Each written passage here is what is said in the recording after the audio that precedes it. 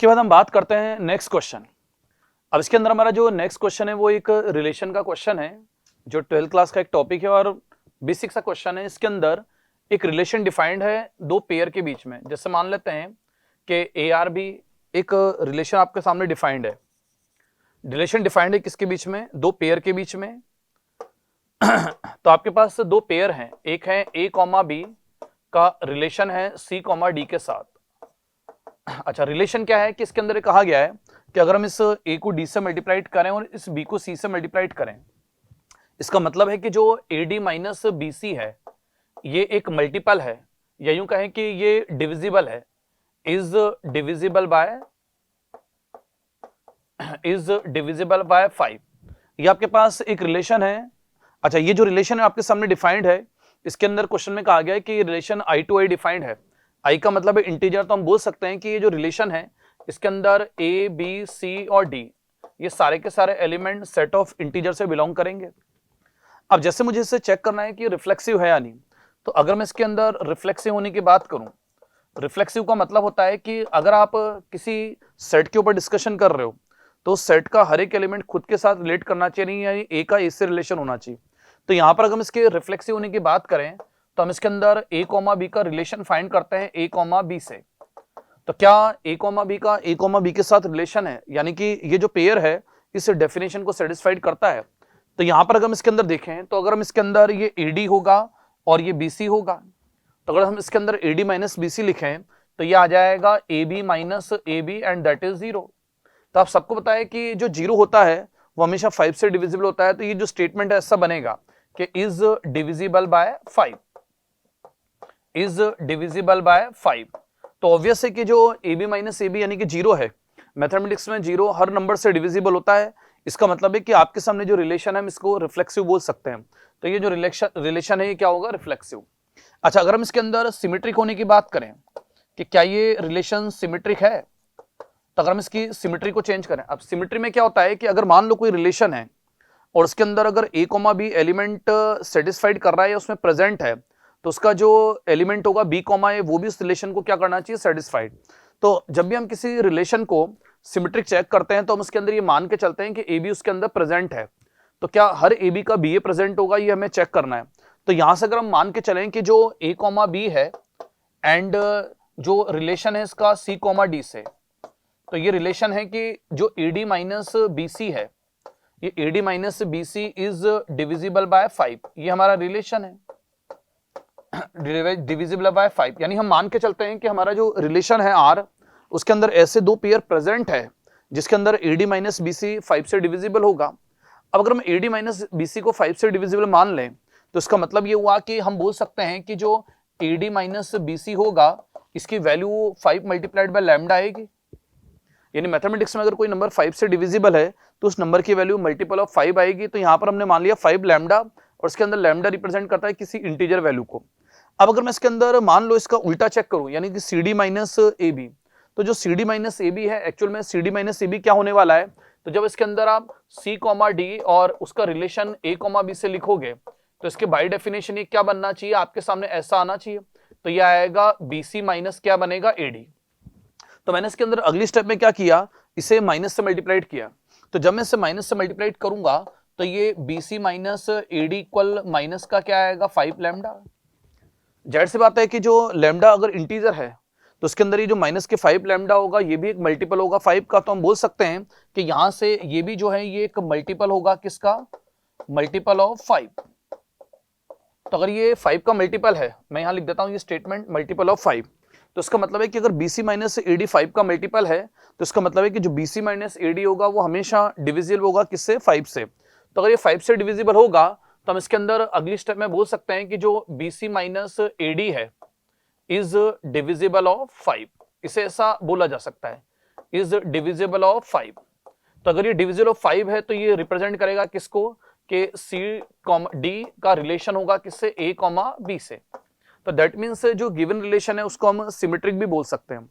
अब सवाल आता है ट्रांजिटिव। ट्रांजिटिव के अंदर क्या होता है कि जब हम किसी रिलेशन को ट्रांजिटिव चेक करते हैं तो हम उस रिलेशन के अंदर 3 एलिमेंट ऐसे लेते हैं कि अगर ए का बी से रिलेशन है, बी का सी से रिलेशन है, तो सी का ई से भी होना चाहिए। इसका मतलब ये है कि अगर हम इसके अंदर मान लो हमारे पास जो a कॉमा बी है इसका रिलेशन है c कॉमा डी से, एंड अगर हम इस c कॉमा डी का रिलेशन लें किसी other element e comma f से, तो यहां पर हमें ये चेक करना है कि अगर इस AB पेयर का CD पेयर के साथ रिलेशन है, CD पेयर का EF पेयर से रिलेशन है, तो उसके अंदर AB पेयर का EF पेयर क्या होना चाहिए, पेयर से रिलेशन आना चाहिए। अगर मैं डेफिनेशन अप्लाई करूं तो हम बोल सकते हैं कि जो AD माइनस BC है ये एक मल्टीपल आएगा 5 का। तो मैंने कहा कि जो AD माइनस BC है ये एक 5 का मल्टीपल आना चाहिए। दूसरी बात, अगर हम इसके अंदर डेफिनेशन अप्लाई करें तो यहां से इसका फर्स्ट इसका सेकंड एलिमेंट अगर हम लिखें तो इसके अंदर जो CF होगा ये CF माइनस क्या आएगा DE, ये भी एक मल्टीपल आएगा 5 का। तो मैं इसको 5 इंटू के लिख देता हूं। अब सवाल ये कि अगर मान लो ये आ रहा है तो क्या इसके अंदर ये भी 5 का मल्टीपल आएगा? तो कई बार क्या होता है आपके सामने कोई स्टेटमेंट है उसको आप या तो मैथमेटिकली प्रूव करो। अगर आपको दिखाना है कि ये स्टेटमेंट ट्रू है, यानी कि इस AB का इस EF से रिलेशन है, इस बात को प्रूव करना है तो मैथमेटिकली सॉल्व करो। लेकिन अगर किसी स्टेटमेंट को फॉल्स दिखाना है तो आप उसके अंदर एक काउंटर एग्जांपल ले सकते हो। तो मैं आपके सामने काउंटर एग्जांपल लेता हूं।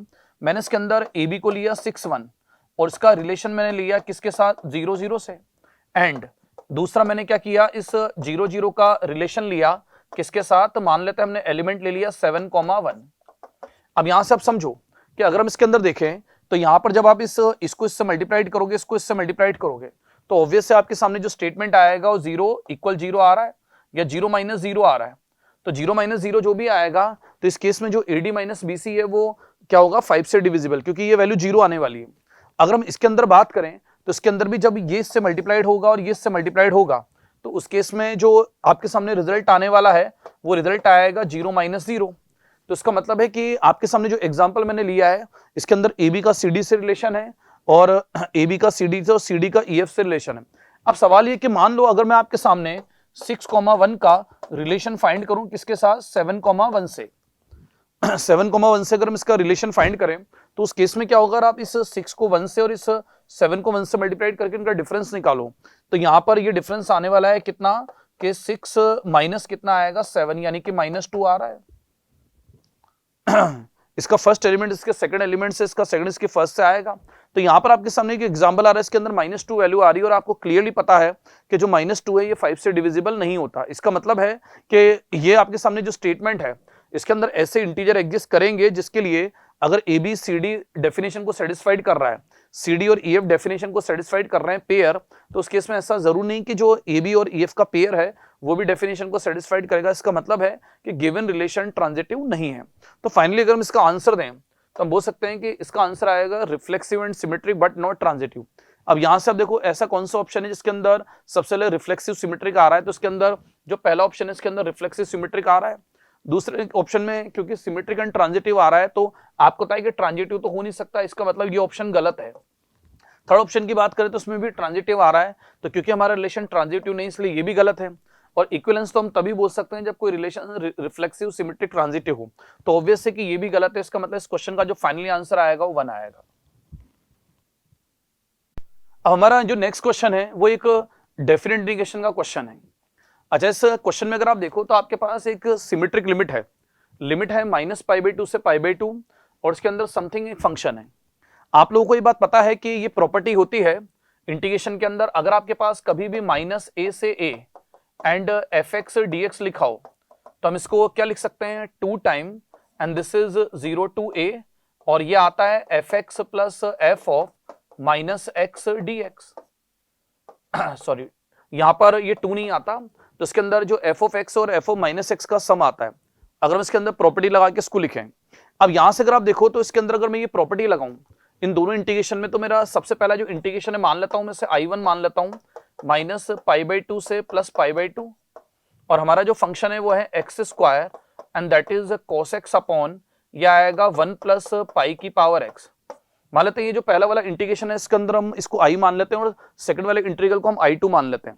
अगर मैं सबसे पहले इस I1 की बात करें, इस I1 में ये प्रॉपर्टी लगाएं तो इस प्रॉपर्टी को अगर आप लगाओगे तो जो I1 है उसकी लिमिट आएगी 0 से π/2 और इसके अंदर बाय डेफिनेशन क्या आएगा, fx plus f of -x। अगर हम इसके अंदर fx plus f of -x की बात करें तो ये जो फंक्शन है fx ये तो एज इट इज आएगा, तो fx आ जाएगा आपका x² and that is cos x upon 1 plus ये आएगा π⁴x और अगर आप इसके अंदर एफ ओ माइनस एक्स लिखोगे तो एफ ओ माइनस एक्स का मतलब है कि आप इसके अंदर एक्स को माइनस एक्स लिखो, तो माइनस एक्स लिखोगे तो माइनस एक्स का square and cos minus x divided by 1 plus ये आएगा पाई की पावर माइनस एक्स और ये आएगा dx। अभी इस क्वेश्चन के अंदर मैं सिर्फ I1 की बात कर रहा हूं। अब यहां से अगर आप देखो तो जो माइनस एक्स का स्क्वायर है वो एक्स स्क्वायर हो जाएगा और cos minus theta minus cos theta sorry plus cos theta आएगा।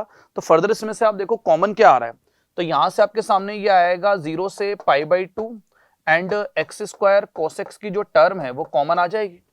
अच्छा, एक्स स्क्वायर कॉस एक्स को कॉमन लेने के बाद अगर आप रिमेनिंग पार्ट को देखो तो ये जो रिमेनिंग पार्ट इसके अंदर एक पार्ट तो आएगा 1 प्लस पाई की पावर एक्स प्लस, और इसके अंदर जो सेकंड वाला पार्ट है अगर हम इसके अंदर पाई की पावर माइनस एक्स को 1 अपॉन पाई की पावर एक्स लिखें तो यहां से ये आएगा 1 अपॉन ये आएगा 1 प्लस 1 बाय और ये आएगा पाई की पावर एक्स। जब आप इस वाले पार्ट को एलसीएम लेके सॉल्व करोगे तो इससे कैंसिल आउट करने पर इसकी वैल्यू कितनी आ जाएगी 1। तो यहाँ पर इसकी वैल्यू 1 आ रही है तो इसका मतलब है कि इस क्वेश्चन में जो I1 है इस I1 की वैल्यू आएगी 0 से पाई बाई 2 और ये आ जाएगा एक्स स्क्वायर कॉस एक्स, ऐसा dx आ जाएगा। अब मैं इसके अंदर इस I1 की वैल्यू को भी सॉल्व कर लेता हूँ। अगर हम इसकी वैल्यू को सॉल्व करें बाई पार्ट्स लगा के तो उसमें 2 बार बाई पार्ट्स लगेगा। जब किसी क्वेश्चन में एक से ज्यादा बार बाई पार्ट्स लगता है तो उसका डायरेक्टली फॉर्मूला होता है, उसे मैं यूज कर रहा हूँ। तो इसके अंदर हम क्या करते हैं कि इसे फर्स्ट और इसे सेकंड मानते हैं। तो अगर हम इसके अंदर सबसे पहली स्टेप में फर्स्ट फंक्शन को एज इट इज लिखते हैं और इस सेकंड फंक्शन का क्या करते हैं इंटीग्रेशन। तो आप जानते हो कि जो cos x का इंटीग्रेशन है वो sin x होता है। अब इसके बाद क्या करता है ऑल्टरनेट साइन आते हैं तो प्लस के बाद माइनस आएगा। इसके अंदर क्या करेंगे जो पहला वाला फंक्शन है इसको हम कंटिन्यूअसली क्या करेंगे डिफरेंशिएट, तो इस एक्स स्क्वायर का डिफरेंशिएशन आएगा 2x और आप दोबारा से ये जो sin x का फंक्शन है इसको इंटीग्रेट करो। आपको पता है कि sin x का इंटीग्रेशन कितना होगा माइनस cos x प्लस, ध्यान रहे इसमें ऑल्टरनेट साइन आता है, फिर उसके बाद अगले स्टेप में 2x को डिफरेंशिएट करो। अगर हम इस 2x को डिफरेंशिएट करेंगे तो ये आएगा 2 और इस माइनस cos x वाली टर्म को अगर आप इंटीग्रेट करोगे तो ये आएगा माइनस का क्या आएगा sin x, क्योंकि cos का इंटीग्रेशन sin आता है। और अगली स्टेप में जब इस 2 को डिफरेंशिएट करोगे तो 0 आएगा। तो ये मैंने इसका डायरेक्टली डिफरेंशिएट किया, डायरेक्टली इसके अंदर मैंने इंटीग्रेशन यूज किया। जब एक से ज्यादा बार इंटीग्रेशन लगाते हैं तो ऐसा कोई फॉर्मूला होता है। अब इसके अंदर अगर हम इसके अंदर लिमिट पुट करें 0 से पाई बाई 2 तो आप इसके अंदर सबसे पहले अपर लिमिट पाई बाई 2 रखो। तो पाई बाई 2 रखने पर देखो ये जो मिडिल टर्म है ये तो 0 आ जाएगी। अगर आप इसके अंदर पाई बाई 2 रखो तो इसमें फर्स्ट टर्म में पाई बाई 2 रखो तो पाई बाई 2 रखने से ये आने वाला है पाई स्क्वायर बाय 4 और इनटू में आएगा 1, क्योंकि आपको पता है कि साइन पाई बाई 2 की वैल्यू 1 आती है। इसकी जो सेकंड टर्म है पाई बाई 2 रखने पर 0 आएगी। अगर आप इसकी थर्ड टर्म में पाई बाई 2 रखोगे तो ये -2 आ जाएगा। तो ये तो इसकी अपर लिमिट आएगी माइनस। अगर हम इसके अंदर इसकी लोअर लिमिट रखें तो इसके अंदर x को 0 इसमें रखोगे तो ये टर्म 0 आएगी, एक्स स्क्वायर साइन एक्स दोनों 0 आएंगे। अगर x से 0 आप इसमें रखोगे तो ये भी 0 आएगा और x से 0 इसमें रखोगे तो ये भी 0 आएगा। तो इस केस में ये वाला पार्ट 0 आएगा। तो अगर हम इसे सोल्व करें तो ये पाई स्क्वायर बाय 4 और -2 आएगा। ये किसकी वैल्यू आएगी I1। अभी क्वेश्चन पूरा नहीं हुआ, अभी हमें इसके अंदर I2 भी कैलकुलेट करना है। तो हम वापस पीछे क्वेश्चन पर जाते हैं। पीछे अगर हम क्वेश्चन में देखें तो जब इस इंटीग्रेशन को हम सेपरेट करेंगे तो इसके अंदर जो दूसरा वाला पार्ट है इसको मैं I2 कहूंगा। तो मैं अगली स्टेप में I2 को लिखता हूं। तो यहां पर अगर हम इसको I2 को सॉल्व करें तो हमारे पास I2 क्या आने वाला है। यहां पर आप देखो इस क्वेश्चन में जो I2 वाली टर्म है उस I2 वाली टर्म के अंदर लिमिट आएगी -पाई/2 से +पाई/2। इसके अंदर न्यूमरेटर में आ रहा है sine square x + 1 and 1 plus यहां पर आएगा e की पावर, यह आएगा साइन x की पावर एंड दिस इज क्या आएगा 2005। ऐसे क्वेश्चन में 2005 या 3 दिए, एक बार हम वेरीफाई कर लेते हैं कि क्वेश्चन में क्या लिखा हुआ था। तो यहाँ पर जो पावर है वो 2025 है, तो इसको हम सोल्व करते हैं। अब यहाँ से अगर हम इसको सोल्व करें तो हमारी जो पावर है ये पावर क्वेश्चन में पहले थोड़ा चेंज कर देते हैं, ये 25 है। अब अगर हम इसके अंदर दोबारा से सेम प्रॉपर्टी लगाएं, अगेन -पाई/2 से पाई/2 है, तो अगर हम दोबारा से उसी प्रॉपर्टी को यूज करें I2 तो हमारी लिमिट आएगी 0 से कहां तक पाई/2। इसके अंदर आ जाएगा fx + fo - x। तो fx जो फंक्शन है वो तो यही रहेगा, ये आ जाएगा साइन स्क्वायर x + 1 प्लस ये आएगा e की पावर एंड साइन x की पावर आ जाएगी दैट इज 2025 प्लस। और अगर हम इसके अंदर fo - x की बात करें, ये प्लस यहां आएगा इस जगह पर, तो यहां से अगर आप देखो तो ये आएगा प्लस। इसके अंदर अगर हम fo - x लिखें तो इस फंक्शन में x को -x लिखो, -x लिखोगे तो साइन के अंदर तो कोई फर्क पड़ेगा नहीं। तो आपके सामने ये टर्म आ जाएगी sine square -x + 1 and upon में आ जाएगा दिस इज 1 प्लस ये आएगा e की power and sine minus x की होल पावर आएगी कितनी 2025 and this is dx, bracket close. यहां से अगर हम इसको आगे सोल्व करें तो इसके अंदर आप नोटिस करो कि इसमें कॉमन आ रहा है। अगर आप इसके न्यूमरेटर में कॉमन लो तो कॉमन लेने पर ये आ रहा है 1 प्लस साइन स्क्वायर एक्स। अच्छा, अगर मैं डायरेक्ट लिखूं तो आपके सामने जो टर्म है, ये टर्म जो रिमेनिंग पार्ट है वो सोल्व करने पर 1 आ जाएगा। अगर आप सोल्व करोगे, सोल्व कैसे करोगे, जैसे आप इसके अंदर sine minus theta minus sine theta बनेगा तो माइनस बाहर आएगा, तो जो e की पावर माइनस में फंक्शन आएगा उसे 1 अपॉन में e की पावर एफ एक्स लिखोगे तो एलसीएम लेने पर क्या होगा, ऊपर भी 1 प्लस ई की पावर एफ एक्स और नीचे भी 1 प्लस ई की पावर एफ एक्स आगे कैंसिल आउट हो जाएंगे। तो आपके सामने जो फंक्शन है वो ये आने वाला है। अब अगर हम इसको इंटीग्रेट करें तो इंटीग्रेट करने से पहले हम इसको एक काम करते हैं, थोड़ा सोल्व करते हैं। यह आएगा 0 से π/2 1 प्लस, यहां से आप देखो जो साइन स्क्वायर थीटा है इसका इंटीग्रेशन करने के लिए हम इसको क्या लिखते हैं मैथमेटिकली 1 माइनस कॉस 2x/2 और इनटू में ये आएगा dx, ये फंक्शन आ जाएगा। अगर आप इसे थोड़ा सा और सोल्व करो तो आपके सामने ये आ जाएगा 0 से π/2 और ये टर्म आने वाली है 3/2 माइनस ये आएगा 1/2 and sine 2x sorry cos 2x and क्या आएगा ये dx, ऐसा आ जाएगा। ध्यान रहे ये 1/2 है, ये जो टर्म मैंने लिखी है, तो यहां पर क्या आने वाला है 1/2, ये आपका फंक्शन आ जाएगा। तो हमें इसके अंदर 3/2 माइनस 1/2 cos 2x को इंटीग्रेट करना है। अच्छा, किसी भी कांस्टेंट का इंटीग्रेशन में x आता है और cos का इंटीग्रेशन sin थीटा होता है, तो cos का इंटीग्रेशन अगर sin आएगा तो 2x जो है वो डिवाइड होगा। तो इसका अगर हम इंटीग्रेशन करें तो हमारे पास जो i2 की वैल्यू आएगी वो आएगी 3/2x माइनस ये आ जाएगा 1/4 और cos का इंटीग्रेशन आएगा sin 2x/2, तो बाई 2 आते ही 4 आ जाएगा और इसकी लिमिट आएगी 0 से π/2, ये i2 की वैल्यू आएगी। अगर हम इस वैल्यू के अंदर लिमिट रखें तो सबसे पहले आप इसके अंदर π/2 रखो, तो π/2 रखने पर ये टर्म आएगी 3π/4 और अगर आप इसके अंदर π/2 रखोगे तो साइन पाई की वैल्यू क्या आती है 0, तो ये टर्म 0 आ जाएगी, तो माइनस में आ जाएगा 0 माइनस। अगर आप इसके अंदर 0 पुट करोगे, दोनों स्टेटमेंट में 0 रखोगे तो उसकी वैल्यू 0 आने वाली है, तो यहाँ पर जो i2 है वो 3π क्या आएगा 4। और फाइनली अगर हम इस क्वेश्चन का आंसर निकालें तो आएगा i1 प्लस i2। चलो पीछे जाकर हम चेक करते हैं कि हमने i1 को क्या निकाला था। तो अगर हम इसके अंदर i1 की वैल्यू देखें कि इंटीग्रेशन में हमारा i1 कितना आया था π² 4 -2, तो हम इस π² 4 -2 को वहां यूज करते हैं, तो फाइनली हमारे पास ये आएगा π² 4 -2 प्लस 3π/4, तो ये इस क्वेश्चन का आंसर आएगा, यानी आंसर आने वाला है π² 4 3π/4 -2। चलो पीछे देखते हैं कि आंसर कौन से ऑप्शन में है। तो यहां से अगर आप पीछे जाके ऑप्शन को चेक करो तो इसके अंदर आंसर 3 गिवन है, तो चेक करो कि आप इसके में π² 4 3π/4 -2 यानी इस क्वेश्चन का जो है वो थर्ड आंसर आ जाएगा। इसके बाद हम बात करते हैं नेक्स्ट क्वेश्चन। ये जो क्वेश्चन है ये कॉम्प्लेक्स नंबर का है, जिसमें कॉम्प्लेक्स की फॉर्म में एक इक्वेशन है जिसके अंदर z की वैल्यू 1/2 -2 आयोटा डिफाइंड है और फर्दर आपसे कहा गया है कि जो अल्फा बीटा है उसका मोड आपको निकालना है। तो चलो पहले इसके अंदर सोल्व करते हैं। अच्छा, क्वेश्चन में जो इक्वेशन है उसके अंदर मोड z+1 आपको इक्वल गिवन है अल्फा z एंड प्लस में गिवन है बीटा एंड प्लस कितना है बीटा i। हम इसके अंदर एक काम करते हैं कि जो भी ये स्टेटमेंट है इसके अंदर z को 1/2 -2 आयोटा से रिप्लेस करते हैं। अगर हम इसके अंदर इसकी वैल्यू रखें तो ये आएगा 1/2 -2 आयोटा प्लस 1 और राइट साइड में भी आएगा अल्फा z आएगा 1/2 -2 आयोटा एंड प्लस में आ जाएगा बीटा प्लस बीटा आयोटा, ये हमारा स्टेटमेंट आ जाएगा। अगर हम इसे आगे सोल्व करें तो यहाँ पर आप देखो इसकी जो लेफ्ट हैंड साइड है इसके अंदर जो कॉम्प्लेक्स नंबर आपके सामने आ रहा है वो आ रहा है 3/2 -2 आयोटा और इसकी जो RHS है इसके अंदर हम रियल पार्ट और इमेजिनरी पार्ट को कलेक्ट करें तो जब ये अल्फा 1/2 से और बीटा को हम कलेक्ट करेंगे तो यहाँ पर ये आएगा अल्फा/2 प्लस बीटा, ये तो आएगा इसका रियल पार्ट। अगर हम इसके अंदर आयोटा वाली टर्म को कलेक्ट करें तो जब ये अल्फा -2 आयोटा से मल्टीप्लाइड होकर बीटा आयोटा आएगा तो उसमें अगर आप आयोटा कॉमन लोगे तो ये आएगा बीटा -2 आयोटा, बीटा -2 क्या आएगा अल्फा, ये स्टेटमेंट आ रहा है।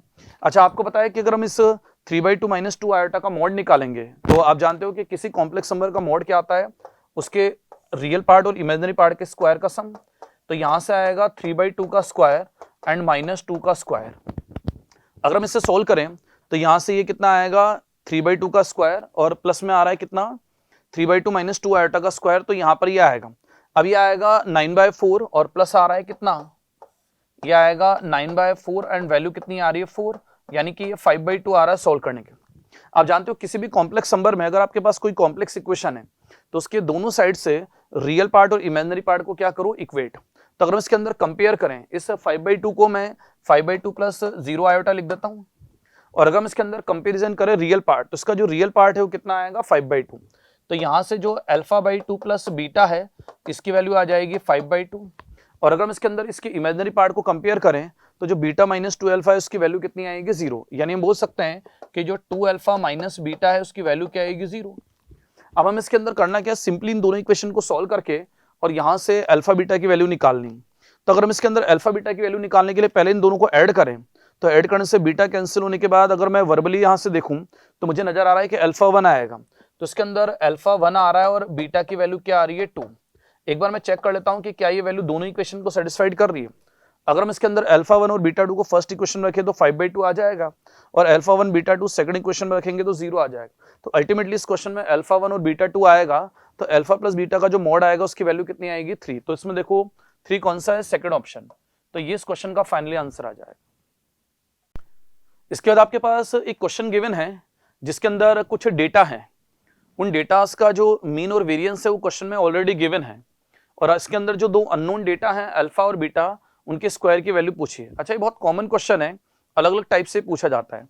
तो अगर मैं इसके अंदर सबसे पहले वेरिएंस की बात करूं तो आपको पता है कि जो वेरिएंस निकालने का फॉर्मूला होता है वो आता है 1/2 summation this is i1 to n xi का स्क्वायर, एंड इसके बाद आता है माइनस ऑफ x बार का स्क्वायर।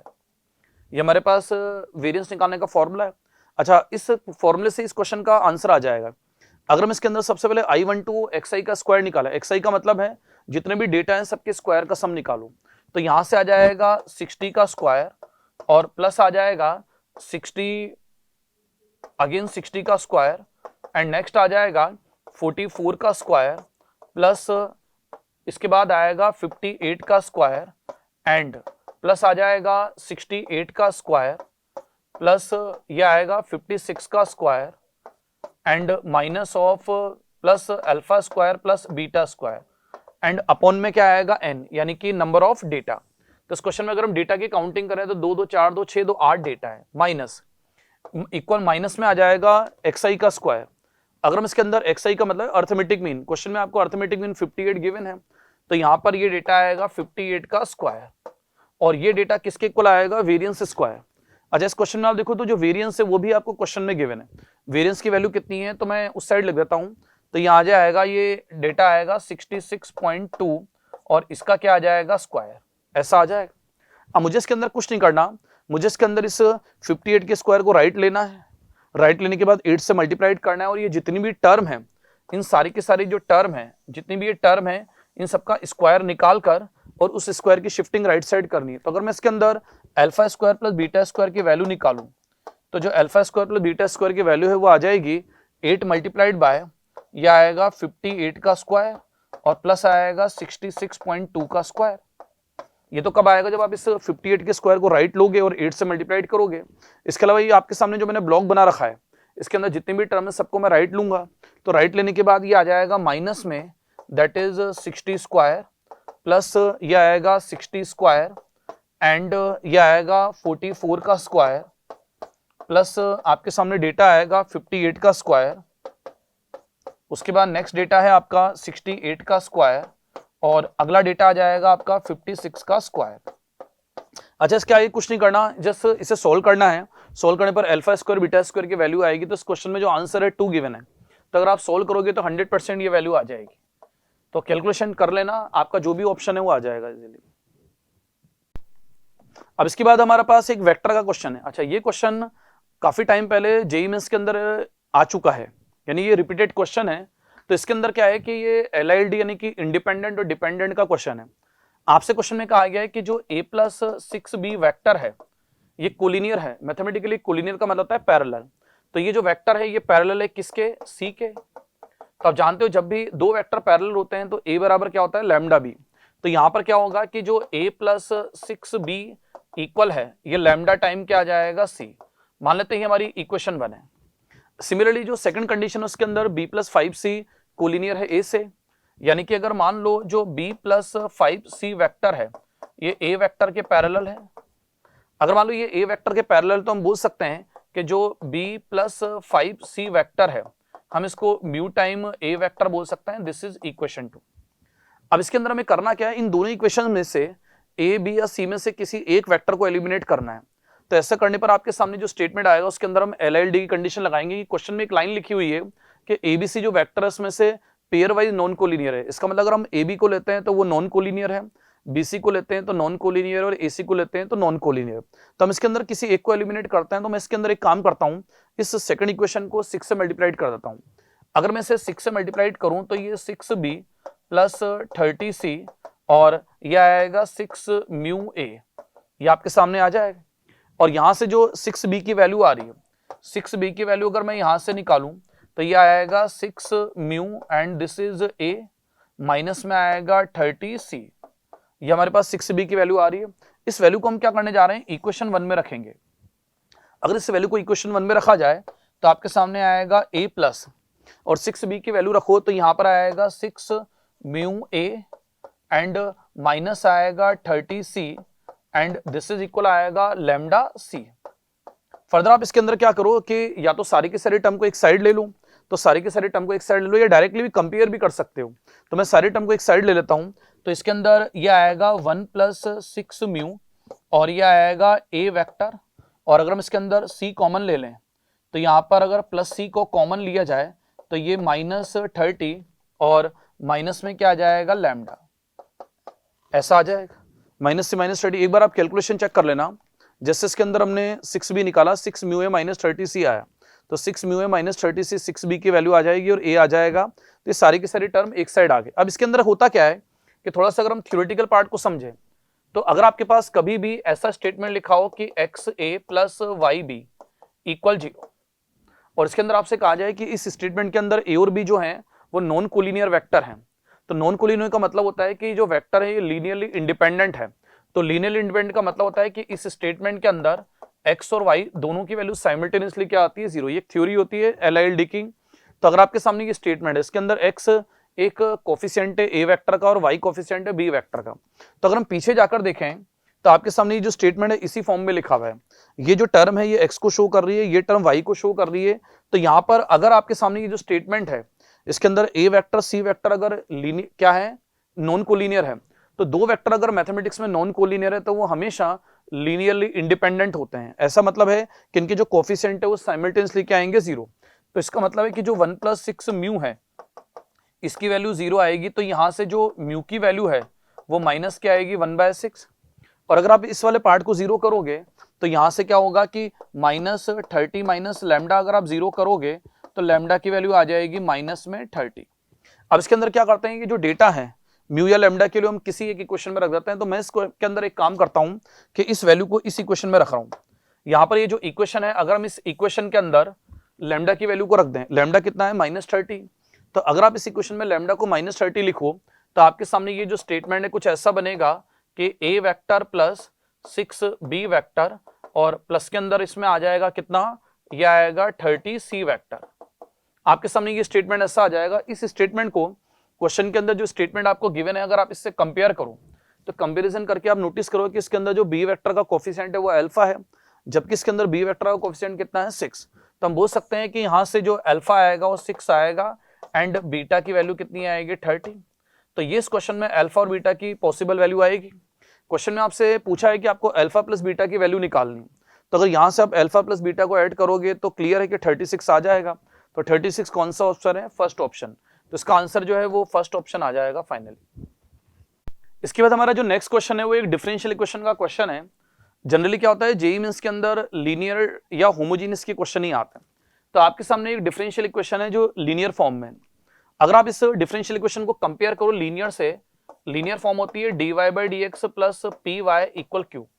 इस तरह की जो फॉर्म होती है इसे लीनियर डिफरेंशियल इक्वेशन कहा जाता है। तो अगर हम इस क्वेश्चन में कंपेयर करें तो यहां से क्लियर है कि p कितना आएगा, इस क्वेश्चन में p आ जाएगा sin 2x एंड अपॉन में आ जाएगा that is 1 plus cos square x। और अगर आप इसके अंदर कंपेयर करो तो जो q की वैल्यू है, ये q की वैल्यू आ जाएगी sin x by and this is 1 plus क्या आएगा cos स्क्वायर एक्स।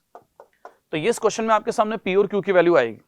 अब लीनियर डिफरेंशियल इक्वेशन का डायरेक्टली फॉर्मूला होता है, तो उसके अंदर सबसे पहले हम फाइंड करते हैं आई एफ। आई एफ का मतलब होता है इंटीग्रेटिंग फैक्टर। इसे निकालने का जो फॉर्मूला होता है वो आता है ई की पावर पी डी एक्स। तो अगर हम इसके अंदर ई की पावर पी डी एक्स निकालें तो पी हमारे पास क्वेश्चन में है, तो यहाँ पर पी लिखा है माइनस में, ये लिखा है साइन 2x एंड अपॉन में आ जाएगा 1 प्लस में आएगा कोस स्क्वायर एक्स और ये आएगा dx। अब इसके अंदर अगर हम इसको सोल्व करें तो नीचे अगर आप 1 प्लस कोस स्क्वायर एक्स की टर्म को टी मानते हो तो इसका जो डिफरेंशिएशन है वो माइनस के साइन 2x dx आता है, कि कोस स्क्वायर का डिफरेंशिएशन आएगा 2 cos x into minus sine x.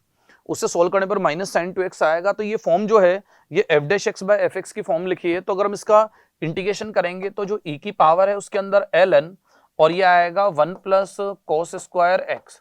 वैसे तो जनरली क्या होता है इस वाले फंक्शन में मॉड आता है, लेकिन हमें पता है कि 1 प्लस कोस स्क्वायर ऑलरेडी क्या है पॉजिटिव, तो मॉड लगाने की जरूरत नहीं है। तो यहां से आपके सामने ये टर्म सॉल्व करने पर आएगी 1 प्लस कोस स्क्वायर एक्स। तो ये तो आएगा इस क्वेश्चन का इंटीग्रेटिंग फैक्टर। अब लीनियर का फॉर्मूला क्या होता है कि y इंटू इंटीग्रेटिंग फैक्टर और इक्वल में आता है q इंटू इंटीग्रेटिंग फैक्टर और प्लस में क्या आएगा, ये आएगा dx। ऐसा आ जाएगा। अगर हम इसके अंदर डेटा रखें तो y तो खैर अपनी जगह रहेगा, जो इंटीग्रेटिंग फैक्टर है वो हमने ऑलरेडी निकाल लिया 1 प्लस कोस स्क्वायर। तो यहां पर ये आ जाएगा 1 प्लस कोस स्क्वायर एक्स। अच्छा मान लो अगर मैं इसके अंदर q multiplied by integrating factor करूं तो ये मेरे पास q की टर्म है। अगर मैं इस q की टर्म को इंटीग्रेटिंग फैक्टर से मल्टीप्लाइड करूंगा तो यहां से ये टर्म आएगी साइन एक्स और ये आ जाएगा dx। आप सब जानते हो कि साइन एक्स फंक्शन का इंटीग्रेशन माइनस कोस होता है, तो यहां पर ये टर्म आएगी माइनस कोस एक्स और इंटीग्रेशन का जो इंटीग्रेशन का कांस्टेंट है वो c आ जाएगा। इस c को निकालने के लिए इस क्वेश्चन में एक कंडीशन रखी है कि y0 कितना है 0। तो चलो इस कंडीशन का हम यूज करते हैं। तो हमारे पास जो फंक्शन आ रहा है ये फंक्शन आ रहा है y into 1 plus cos square x plus आ रहा है cos x and this is equal c। इसको मैं ऐसे अरेंज कर देता हूं।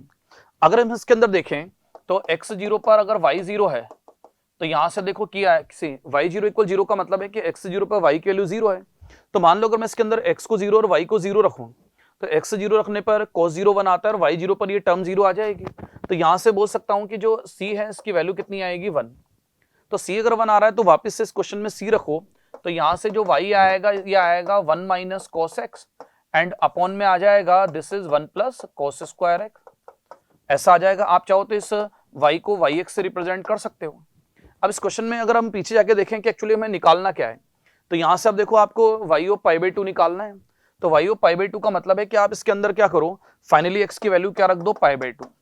जब इसके अंदर x को पाई बाई 2 रखेंगे तो जो y की वैल्यू है at x equal pi by 2 वो क्या आएगी, राइट साइड में अगर आप x को पाई बाई 2 रखोगे तो ऊपर नीचे cos पाई बाई 2 कितना आएगा 0। तो यहां से आएगा 1 minus 0 upon 1 plus 0 and this is 1।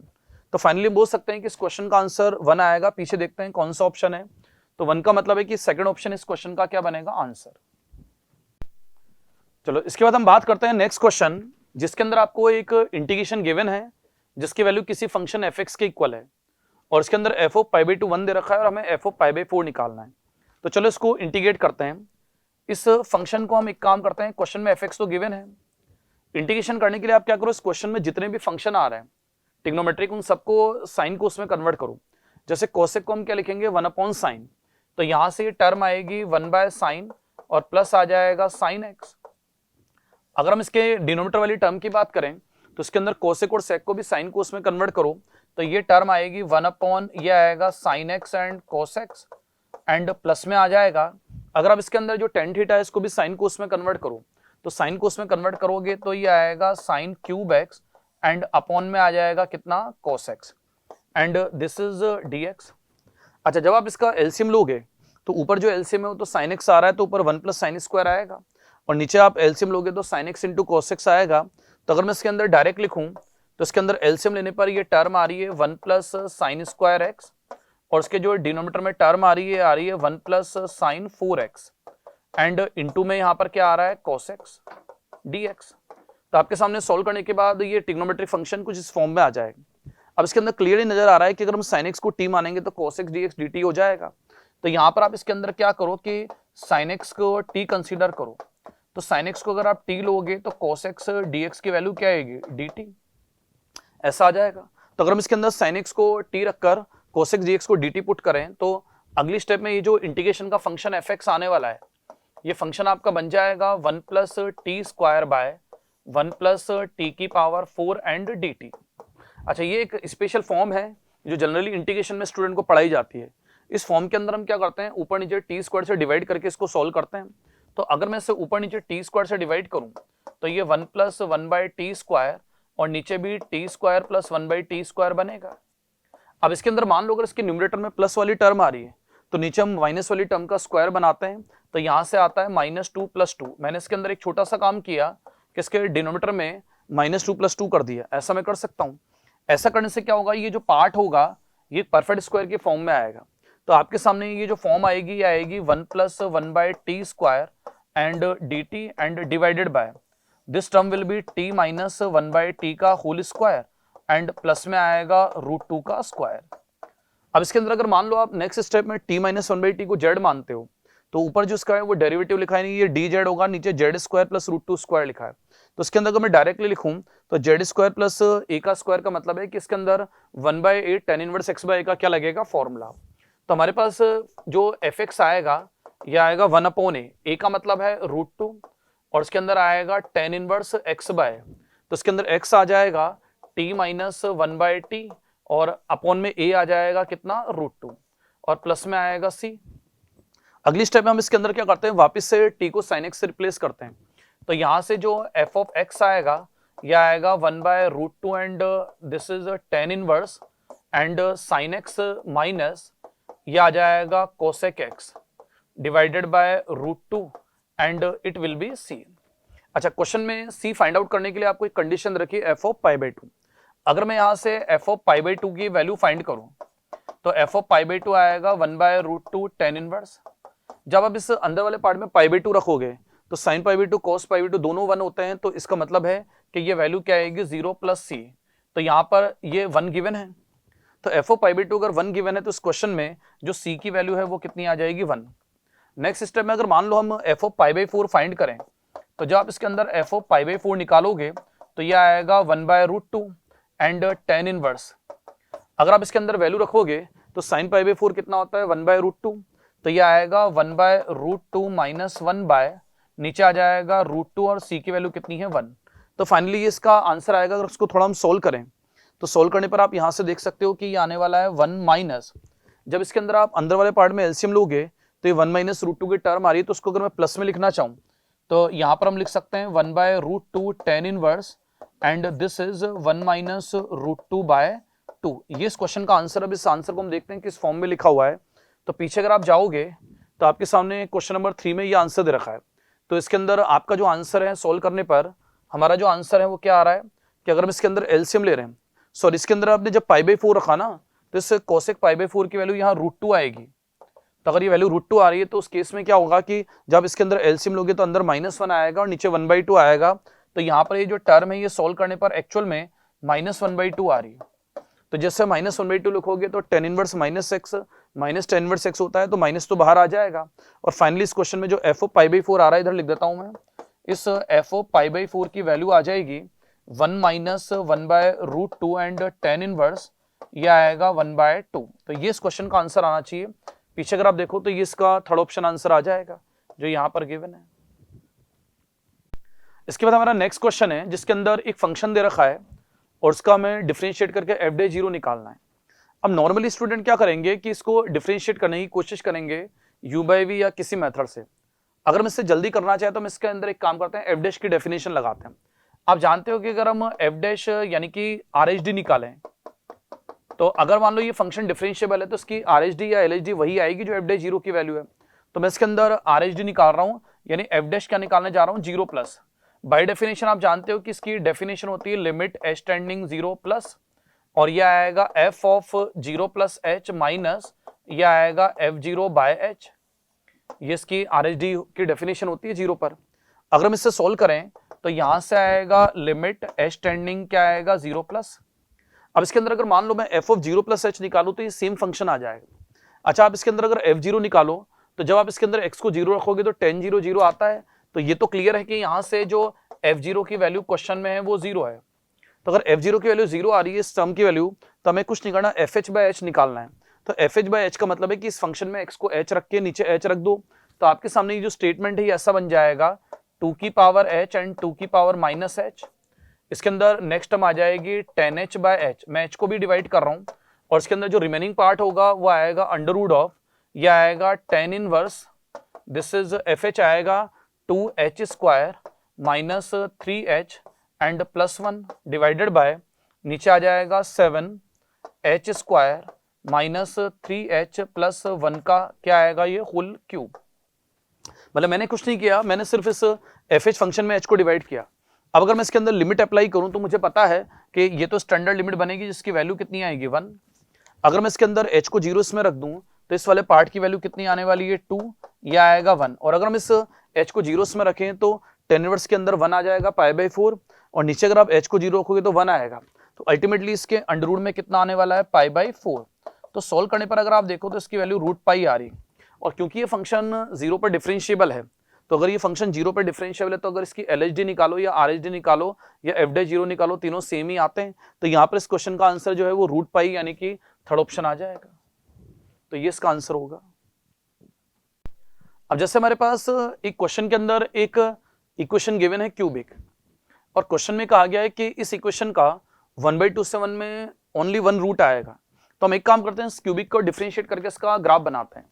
अगर मान लो ये जो फंक्शन है, अगर मैं इसका डिफरेंशिएशन करूं f'(x), तो यहां से अगर हम इसको डिफरेंशिएट करें तो ये आएगा 12√2 and x square, and minus में कितना आएगा 3√2।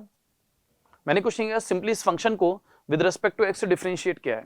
अगर हम इसके अंदर से 3√2 कॉमन ले लें तो 3√2 कॉमन लेने के बाद इसके अंदर क्या आएगा 4x स्क्वायर माइनस 1, उसके अगर हम फैक्टर करें तो ये आएगा 2x plus 1 and 2x minus 1, इस तरह से इसके रूट आएंगे। और अगर हम इस क्यूबिक के जो रूट्स हैं उनको नंबर लाइन पर मार्क करें तो यहां से आएगा माइनस के 1/2 एंड प्लस में आएगा 1/2, तो ये आएगा इन्फिनिटी और माइनस इन्फिनिटी। अगर आप इस नंबर लाइन पर इस डेरिवेटिव का साइन मार्क करो तो इस साइन मार्किंग ऐसे आएगी प्लस माइनस एंड प्लस। इसका मतलब ये बात तो क्लियर हो गई कि 1/2 से इन्फिनिटी के इंटरवल में जो भी ये फंक्शन है इसका ग्राफ कैसा होगा, स्ट्रिक्टली इंक्रीजिंग। अब अगर मैं कुछ वैल्यू को यहाँ पर फाइंड आउट करूं, जैसे अगर मैं इस क्वेश्चन में f(1/2) 1/2 निकालूं, तो जब मैं इसके अंदर x की वैल्यू 1/2 रखा, क्योंकि मुझे 1/2 से 1 में इस स्टेटमेंट को चेक करना है, तो जब मैं इसके अंदर x को 1/2 रखता हूं तो यहाँ पर ये 1/2 रखने से ये आ जाएगा 4√2, और उसके साथ आएगा 1/8, माइनस में आ रहा है 3√2 एंड इनटू में आ रहा है 1/2 एंड दिस इज आ रहा है -1। ये f(1/2) पर फंक्शन की वैल्यू है। थोड़ा सा अगर आप इसे सोल्व करो तो इसके अंदर 4 से 8 कैंसिल होगा, नीचे क्या आएगा, तो ये √2/2 आ रहा है और ये 3√2/2 आ रहा है, तो इसमें से अगर आप इसको माइनस करोगे तो ये माइनस में √2 - 1 यानी कि नेगेटिव वैल्यू आ रही है। इसका मतलब है कि f(1/2) की जो भी वैल्यू आएगी एक नेगेटिव वैल्यू आ रही है। अगर हम इसके अंदर f1 को फाइंड करें तो यहां से अगर हम इसके अंदर f1 की वैल्यू को निकालें तो यहां पर जब आप इसके अंदर x को 1 रखोगे तो 1 रखने पर सिंपली इसकी वैल्यू आ रही है कितनी, 4√2 माइनस 3√2 - 1, यानी कि ये वैल्यू आएगी √2 - 1, और क्लियरली ये वैल्यू पॉजिटिव है। इसका मतलब है कि अगर मैं इस फंक्शन का इस 1/2 पर देखूं तो इसका जो ग्राफ आएगा, अगर हम इसका ग्राफ 1/2 से 1 तक बनाएं तो 1/2 पर इसकी वैल्यू नेगेटिव आ रही है, 1 पर पॉजिटिव आ रही है, और ये फंक्शन 1/2 से 1 आगे स्ट्रिक्टली इंक्रीजिंग है। तो कोई भी स्ट्रिक्टली इंक्रीजिंग फंक्शन जो ग्राफ होता है एक्स एक्सिस होता है उसको केवल एक ही बार कट कर सकता है। तो यहां से अगर हम देखें तो 1/2 से 1 में जो भी ये f(x) फंक्शन होगा ये एक्स एक्सिस को ओनली 1 टाइम कट करेगा। इसका मतलब है कि अगर इसमें लिखा है कि इसका एक ही सॉल्यूशन है तो जो इसका पहला स्टेटमेंट है वो तो करेक्ट है। अब चलते हैं सेकंड स्टेटमेंट। अच्छा, सेकंड स्टेटमेंट के अंदर लिखा है कि जो cos π/12 है वो इस फंक्शन का एक रूट है। तो cos π/12 अगर इसका एक रूट है, सॉल्यूशन है, तो ऑब्वियस है कि वो इसको क्या करेगा, सेटिस्फाइड। तो चलो हम चेक करते हैं कि सेटिस्फाइड करता है नहीं करता। तो हमारे पास जो क्यूबिक है, आपके पास जो क्वेश्चन में क्यूबिक लिखी है, ये क्यूबिक लिखी है 4√2 and that is x³ minus 3√2x minus 1, इस तरह की क्यूबिक लिखी है। अगर हम थोड़ा सा इससे सोल्व करें तो यहां से मान लो अगर मैं इसके अंदर x की वैल्यू को cos π/12 रख के चेक करूं कि क्या cos π/12 इस इक्वेशन को सेटिस्फाइड कर रहा है, तो जब वैल्यू इसके अंदर रखेंगे तो पहली बात तो √2 कॉमन आ रहा है। इन दोनों में से मैंने क्या किया, √2 को कॉमन ले लिया, और इसका जो पार्ट है उसके अंदर आएगा 4 cos³ x, यह आएगा π/12 एंड माइनस में आएगा 3 cos, दिस इज π/12 एंड -1 में 0 आएगा। तो यहां से अब देखो आपके सामने 4 cos cube minus 3 cos theta आ रहा है, तो ये cos 3a का फॉर्मूला होता है। तो इसके अंदर अगर हम इसको देखें तो ये आएगा 3 cos 3a यानी कि 3 into pi by 12 and -1 equal 0 आ रहा है। अब यहां से अगर आप इससे कैंसिल करोगे तो ये पाई बाई 4 आ रहा है, और पाई बाई 4 की वैल्यू कितनी होती है 1/√2। तो दिस इज √2 इंटू 1/√2 -1 0। तो क्लियर है कि अगर हम √2 से 1/√2 कैंसिल करेंगे तो 1 - 1 0 आ रहा है। इसका मतलब है कि जो cos पाई बाई 12 है वो गिवन इक्वेशन को क्या करता है, सेटिस्फाइड। तो अगर ये इससे सेटिस्फाइड कर रहा है तो 100% cos पाई बाई 12 इस फंक्शन का एक रूट होगा। तो इसका जो सेकंड स्टेटमेंट है वो भी इसके अंदर क्या होगा, इसका ट्रू स्टेटमेंट होगा।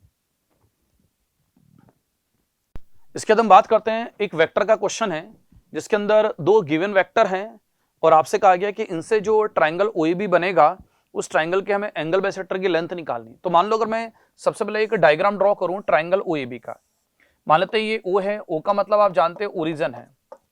अब अगर हम इसके अंदर इसे वर्टेक्स ए कहें तो आपको पता है कि ये जो होगा ओए वेक्टर होगा, और ओए वेक्टर को हम एक पॉइंट का क्या बोलते हैं, पोजीशन वेक्टर। तो अगर पॉइंट ए का position vector 2i 2j + 2k given है, इसका मतलब इस ए के कोऑर्डिनेट क्या है 2 2 1।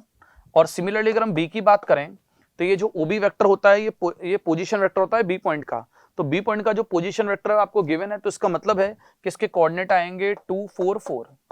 अब इसके अंदर आपसे कहा गया है कि क्वेश्चन में जो इसका एंगल बाइसेक्टर है, तो मान लेते हैं कि ये इसका एंगल बाइसेक्टर है और ये इस ए बी को डी पे डिवाइड कर रहा है।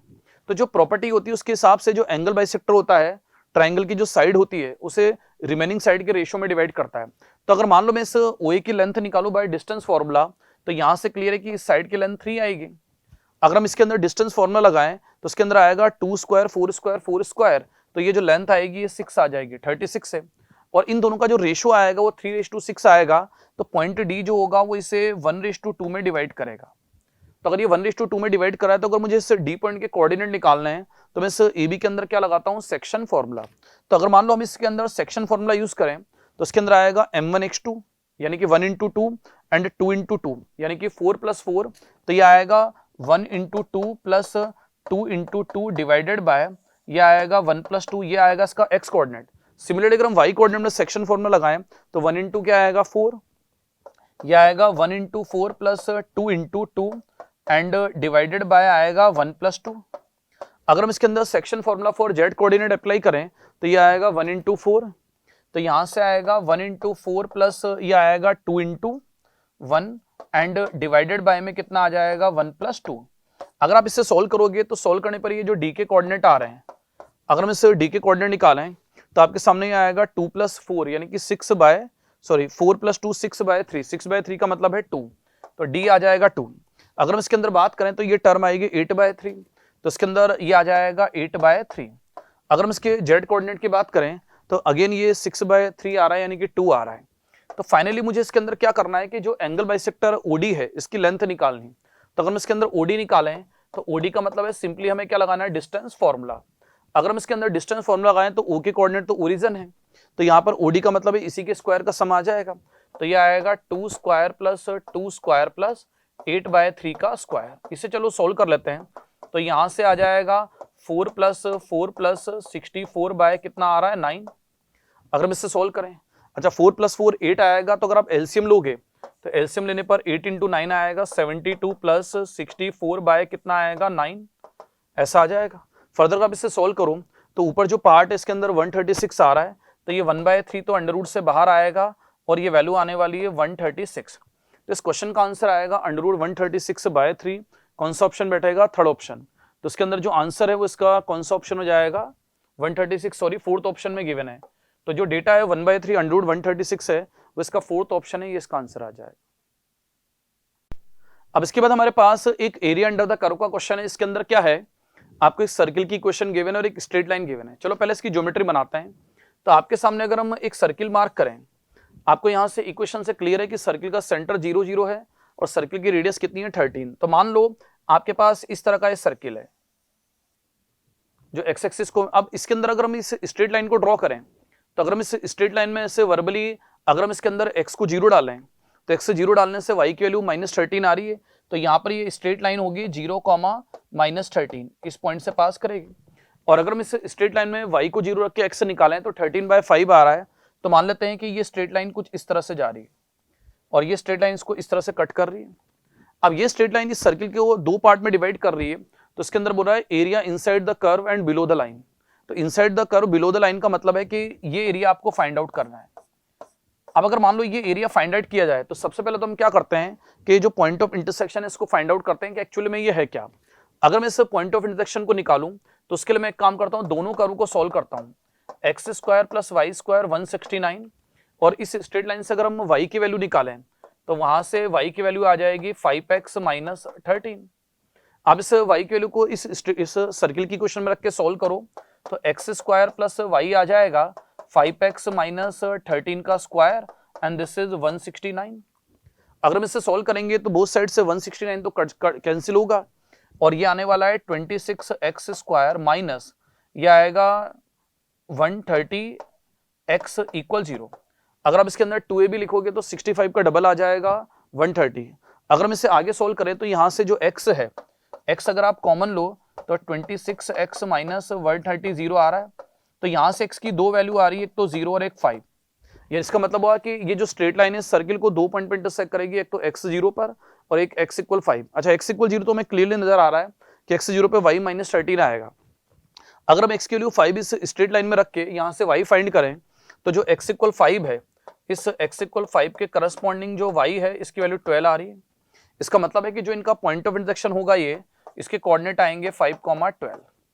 अब इसके अंदर मुझे करना क्या है कि मुझे ये एरिया निकालना है, तो मैं थोड़ा सा इसके अंदर यूज करने जा रहा हूं सर्किल की कुछ पॉइंट। मान लो अगर हम इसको इससे ज्वाइंट करें तो हमारे पास ऐसा आ जाएगा। अच्छा कुछ प्रॉपर्टी अगर आप जानते हो कि मान लो अगर आपके पास कोई सर्किल है, इस तरह का कोई सर्किल है और इस सर्किल का कोई सेक्टर है, मान लेते हैं ये OAB इसका एक सेक्टर है और ये पार्ट है, और मान लेते हैं कि this angle is theta and this radius is r. तो सर्किल के अंदर अगर उसका कोई सेक्टर होता है या उसकी कोई आर्क है जो सेंटर पे थीटा एंगल बना रही है, तो ये जो पोर्शन है इस पोर्शन का एरिया होता है 1/2 r स्क्वायर थीटा। ये इसका डायरेक्टली फॉर्मूला होता है। तो मैं इस फॉर्मूले को इस क्वेश्चन में यूज करने जा रहा हूं। अब देखो कैसे निकलेगा। तो अगर हम इसके अंदर पीछे आए तो हम इसके अंदर क्या करने जा रहे हैं, सबसे पहले हम इसके अंदर एरिया फाइंड आउट करने जा रहे हैं। कौन सा वाला, तो यहां पर हम इसके अंदर एरिया निकालेंगे। एरिया निकालने जा रहे हैं हम ये वाला, यानी टोटल एरिया। तो मैं इसके अंदर क्या करूंगा, ये जो टोटल एरिया है मेरा, सबसे पहले मैं इस टोटल एरिया को फाइंड करूंगा और उसके अंदर से फर्दर मैं क्या करूंगा, ये जो ट्राइंगल है इस ट्राइंगल का जो एरिया है इसको मैं सबट्रैक्ट करूंगा। तो मैंने देखा कि अगर मैं मान लूं कि ये एंगल कितना है π/2, ये तो मुझे पता है कि π/2 है। अगर हम इस दूसरे वाले एंगल को थीटा मान ले, कि मान लेते हैं कि ये जो एंगल है ये थीटा है और ये जो एंगल है ये π/2 है, तो पहले अगर हम इस थीटा को निकाले तो हमने क्या किया, यहाँ से परपेंडिकुलर ड्रॉ किया। मान लेते हैं यहाँ परपेंडिकुलर ड्रॉ करते हैं, तो अगर इसके कोऑर्डिनेट 5,12 है तो यहाँ से ऑब्वियस है कि ये जो लेंथ होगी ये 5 होगी, ये 12 होगा और ये 13 लेंथ आ जाएगी। तो मान लो अगर इस ट्राइंगल में मैं कुछ भी निकालूं, जैसे मुझे आंसर साइन की फॉर्म में लाना है, तो यहां से हम बोल सकते हैं कि जो साइन थीटा है इसकी वैल्यू आ जाएगी 12/13। यानी बोल सकते हैं जो थीटा आएगा हमारा वो साइन इनवर्स 12/13 आ जाएगा। ये थीटा मैंने जो निकाला, और मुझे पता है कि जो टोटल थीटा होगा ये कितना होगा, π/2 प्लस थीटा। तो अगर मैं इस सर्कुलर ये जो सेक्टर है इस सेक्टर का एरिया निकालूं तो इस सेक्टर का जो एरिया आएगा, अच्छा इस ट्राइंगल का एरिया हम कैसे निकालेंगे, ये जो ट्राइंगल है इस ट्राइंगल के तीनों वर्टेक्स मुझे पता है, मैं इसके अंदर भी SOT लगा सकता हूं। लेकिन अगर मान लो आपको डिटर्मिनेंट आता है तो ट्राइंगल में 0 0 0 -13 और 5,12 पता है, तो अब इस ट्राइंगल का एरिया निकालने के लिए डिटर्मिनेंट का यूज करो। तो अगर हम इसके अंदर एरिया फाइंड आउट करें तो हमारा एरिया क्या बनने वाला है, देखो हमारा जो रिक्वायर्ड एरिया आएगा वो एरिया क्या आएगा 1/2, सबसे पहले आएगा r स्क्वायर। तो पीछे अगर आप देखो तो ये जो सर्किल है इस सर्किल की रेडियस कितनी है 13, तो यहाँ पर आपके पास जो एरिया आएगा यह आएगा r स्क्वायर, तो आ जाएगा 13 का स्क्वायर और थीटा आ जाएगा π/2 एंड प्लस आएगा थीटा माइनस इसके अंदर अगर हम ट्राइंगल का एरिया लिखें तो यह आएगा 1/2 डिटर्मिनेंट।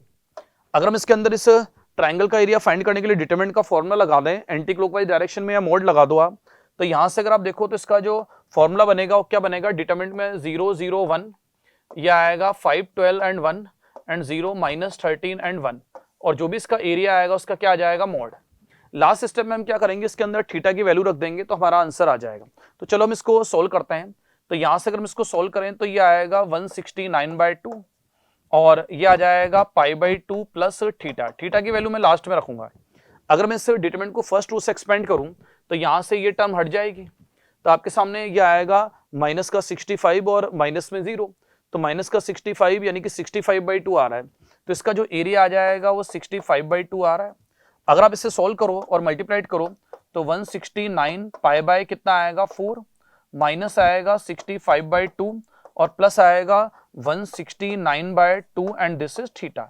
अच्छा, ये जो थीटा है आप इस थीटा की value sine inverse, cos inverse या टेन इनवर्स किसी में भी लिख सकते हो। तो पहले मैं एक बार आंसर का ऑब्जर्वेशन करता हूं, उसी फॉर्म में मैं आंसर लाता हूं। मैंने देखा इस क्वेश्चन का आंसर 2 गिवन है, यानी कि 169 पाई बाई 4, 169/2 साइन इनवर्स 12। तो इसका मतलब इस क्वेश्चन में जो थीटा है तो एग्जैक्टली हमारा ये आंसर आ रहा है। अगर हम इस आंसर के अंदर क्या करें कि इस आंसर में जस्ट हमें थीटा की वैल्यू रखनी है, तो हमारा जो आंसर आएगा ये आएगा 169 पाई बाई 4 माइनस प्लस 169/2 और थीटा आ जाएगा साइन इनवर्स, ये आएगा 12/13 एंड माइनस में आ जाएगा 65/2।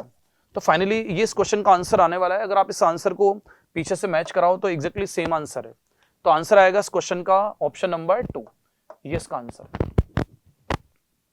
इसके बाद हम बात करते हैं नेक्स्ट क्वेश्चन में। इसके अंदर एक फंक्शन गिवन है, तो आपसे इस फंक्शन के m सोल्यूशन, इसके डेरिवेटिव के n सोल्यूशन है। यानी कि अगर हम इसको ग्राफिकली सोल्व करें, जैसे आपके पास fx फंक्शन है 2 की power x minus x square, अगर मैं इसको 0 कर दूं तो यह आएगा 2 की पावर x एक्स स्क्वायर। और मुझे इस इक्वेशन के नंबर ऑफ सोल्यूशन निकालना है, तो बेटर है कि मैं इस इक्वेशन को सोल्व करता हूं ग्राफिकली। तो इसके लिए मैंने y इक्वल 2 की पावर x और y इक्वल एक्स स्क्वायर का क्या ड्रॉ किया, ग्राफ। अगर हम इसके अंदर ग्राफ ड्रॉ करें तो यहां से अब देखो कि जो 2 की पावर x फंक्शन होता है, ये y इक्वल एक्स स्क्वायर का जो पैराबोला है वो तो आप सब जानते हो ऐसा बनेगा। अगर हम इसके अंदर 2 की पावर x का ग्राफ बनाएं तो 2 की पावर x फंक्शन का जो ग्राफ होता है ये ऐसे जाता है और इस तरह से आगे बढ़ेगा। अब होता क्या है, जनरली स्टूडेंट को ऐसा लगता है कि ये ग्राफ इसके नीचे रहेगा, लेकिन होता क्या है कि आगे जाके ये जो ग्राफ है ना, ये कहीं ना कहीं इसके ऊपर निकलेगा। यानी जब आप इस पैराबोला को आगे बनाओगे तो ये पैराबोला इसके आगे निकलेगा और इसको कट करेगा। यहाँ पर इस तरह का ग्राफ बनता है क्योंकि ये जो एक्सपोनेंशियली ग्रो करता है ना, तो ये ग्राफ इस y इक्वल एक्स स्क्वायर के कंपेयर में ज्यादा फास्टली ग्रो करता है। ऐसा लिमिट के अंदर रेट ऑफ ग्रोथ नाम का एक टॉपिक होता है, उसके अकॉर्डिंग होता है। तो यहां से अगर हम इसके अंदर देखें तो ये दोनों ग्राफ एक दूसरे को इंटरसेक्ट कर रहे हैं 3 बार। इसका मतलब है कि ये जो इक्वेशन है इसके 3 सॉल्यूशन आने का मतलब है कि ये इक्वेशन एक्स एक्सिस को 3 बार कट करेगी। तो इस क्वेश्चन में जो m की वैल्यू है वो तो आ जाएगी 3, सबसे पहली बात। अब इसके अंदर हम फर्दर बात करते हैं कि एफ डैश एक्स के नंबर ऑफ सोल्यूशन निकालना है हमें। तो चलो एफ डैश के सोल्यूशन निकालने के लिए इस इक्वेशन को डिफरेंशिएट करते हैं। अगर हम इसके अंदर इसको आगे डिफरेंशिएट करें तो जैसे हमारा फंक्शन है एफ एक्स इक्वल 2 की power x minus x square, अगर मैं इसके अंदर एफ डैश एक्स को फाइंड करूं तो ये 2 की पावर x ln x, 2 की पावर x एंड ln 2 आएगा और माइनस में आएगा 2 की पावर x इक्वल 0। अब मुझे क्या करना है कि मुझे बेसिकली इस इक्वेशन के सॉल्यूशन निकालने हैं सिमिलरली। तो यहां से हमने फिर से काम किया कि 2 की पावर x ln 2 को लेफ्ट लिया और 2x को राइट लिया। अगर हम इसके अंदर फिर से इसके सॉल्यूशन निकालने के लिए ग्राफ का यूज करें तो आप इसके अंदर y इक्वल 2 की पावर x ln 2 और इसके अंदर y इक्वल 2 की पावर x, दोनों का ग्राफ ड्रॉ करके देखो।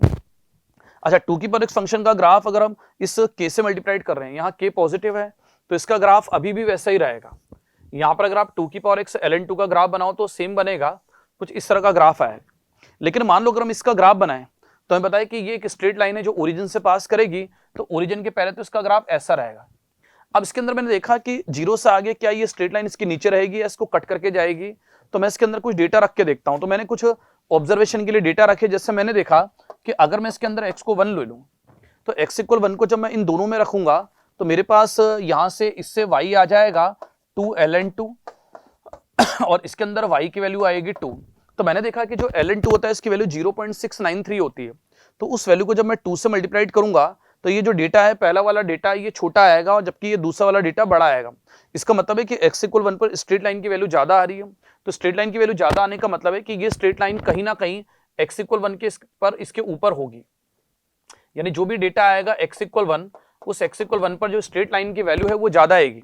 दूसरी बात, अगर हम इसके अंदर आगे किसी डेटा की बात करें, फर्दर मान लो अगर हम इसके अंदर एक डेटा और ले लिया, मान लेते हैं हम इसके अंदर 4 लेते हैं।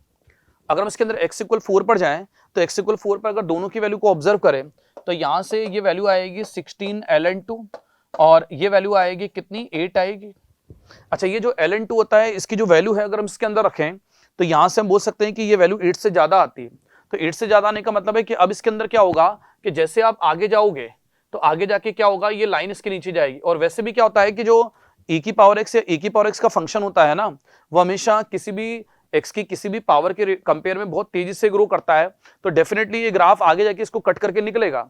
तो आपके सामने इस तरह का ग्राफ आएगा, यानी कि इसका मतलब है कि ये दोनों ग्राफ एक दूसरे को मैथमेटिकली इंटरसेक्ट करेंगे 2 बार।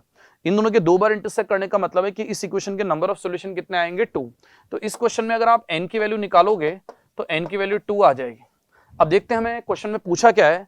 तो थोड़ा सा अगर हम पीछे जाकर देखें तो इस क्वेश्चन में आपसे ये पूछा है कि m प्लस n की वैल्यू क्या आएगी। तो यहां से अगर आप m प्लस n की वैल्यू निकालोगे तो आपको पता है कि m3 और n कितना है, 2। तो क्वेश्चन का आंसर क्या आएगा, 5। तो दैट मीन्स इस इक्वेशन में जो इसका आंसर आने वाला है वो आंसर कितना आएगा, 5। तो इसके नंबर ऑफ सॉल्यूशन आएंगे या m प्लस n की वैल्यू आएगी 5।